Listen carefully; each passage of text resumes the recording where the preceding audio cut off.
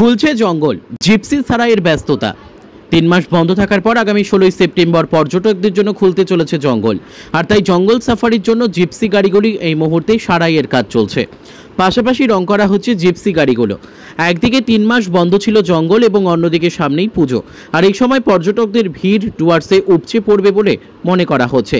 ডুয়ার্সের জিপসি চালকরাও পর্যটকদের ডুয়ার্সে আসার আহ্বান জানাচ্ছেন। উল্লেখ্য, বন্যপ্রাণীদের প্রজননকালীন সময়ের জন্য ১৬ই জুন থেকে ১৫ই সেপ্টেম্বর পর্যন্ত পর্যটকদের জন্য বন্ধ থাকে জঙ্গলে প্রবেশ।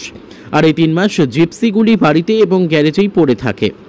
আর যেহেতু ৩ মাস পর জঙ্গল খুলছে, তাই এই মুহূর্তে জিপসি সারাইয়ের ব্যস্ততা শুরু হয়েছে, কেননা ৩ মাস পর জঙ্গল সাফারি শুরু হবে।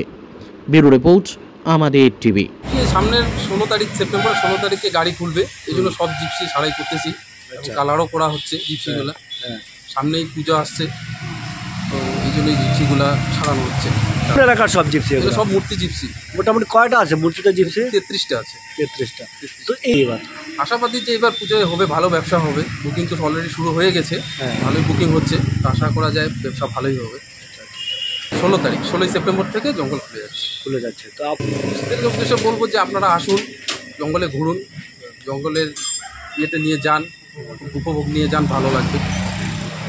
সব কিছু জিনিস ঠিক আছে, সব ব্যবস্থা, গাড়ি কার্ড সব ঠিক করা হচ্ছে। ঠিক হয়েছে, এমনি কালারিং করা হয়েছে, প্রায় ১৫-১৬টা গাড়ির মতো নতুন কালারিং করা হলো। আর সব গাড়ি এমনি সারাই করা হয়ে গেছে, চলছে আর কি, এখনো চলছে। আপনার নাম? পাপ্পু। ভালো। তোফায়েল হোসেন। আপনি কি মূর্তি? আমি রোটেশন পরিচালক।